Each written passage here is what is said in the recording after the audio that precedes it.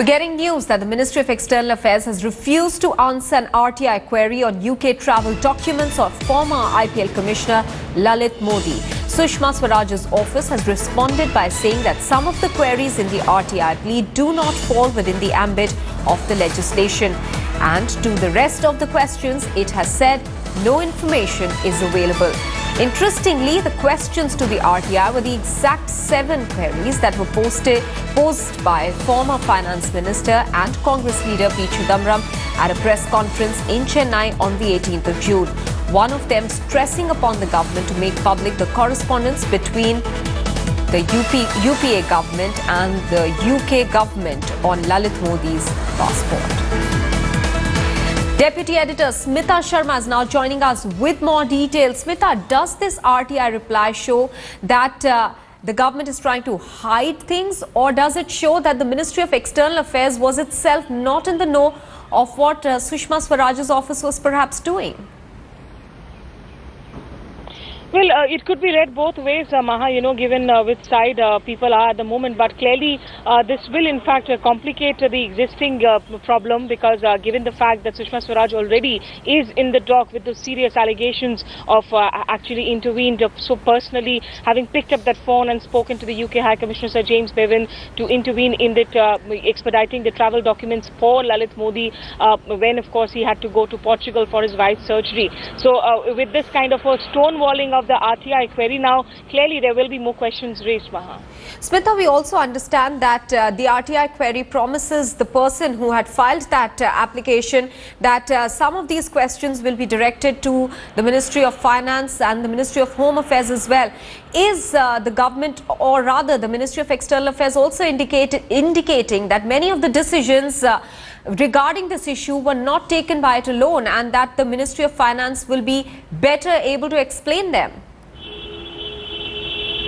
Well, at least, that is how it should have been, because there are various departments. Here is a man, of course, to whom the Enforcement Directorate has supposedly issued several summons, of course, over the years, and the man who is wanted in India for investigations into that multi-crore scams. So, ideally, yes, there should be, of course, all these departments that need to be in the know of what is happening here. But, in terms of the Right to Information Act, really, while this is supposed to be a tool for the common citizen to be able to ask in questions, of course, unless it's a matter related to national security, on the pretext of which, of course, a lot of queries are stonewalled. But there should be at least some answers that need to come in through. Otherwise, it will be taken off as a negative silence on the part of the MEA itself. Also, Smita, the government and specifically the Bharatiya Janata Party has been saying that no quid pro quo can be in fact levelled against Sushma Swaraj in this case, but the stonewalling of this RTI application, as you yourself put it there, will raise suspicion perhaps.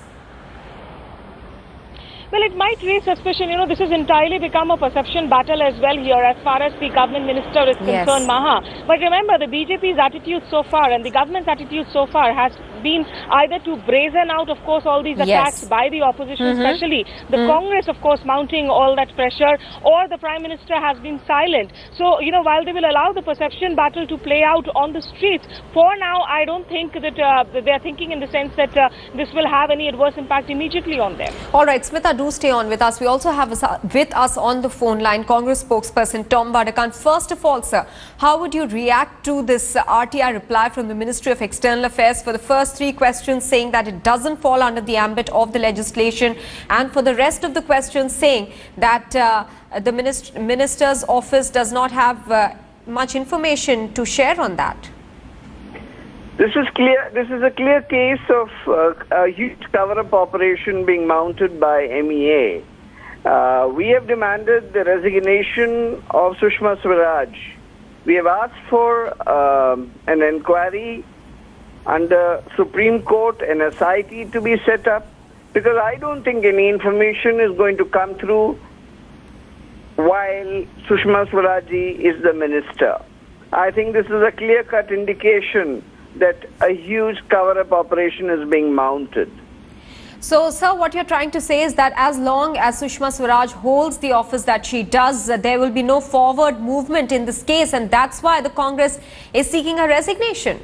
Absolutely. That is exactly the line we have been saying that. We've been saying that from the beginning, that there is no scope for any inquiry while the minister presides over the affairs of Ministry of External Affairs.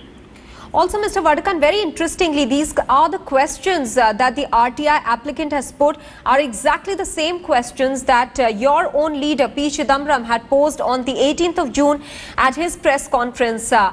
Now the MEA seems to have not replied to any of those answers. So do you believe that even though there has been a relentless attack from the opposition's end on the government, you all will ultimately perhaps meet the same fate?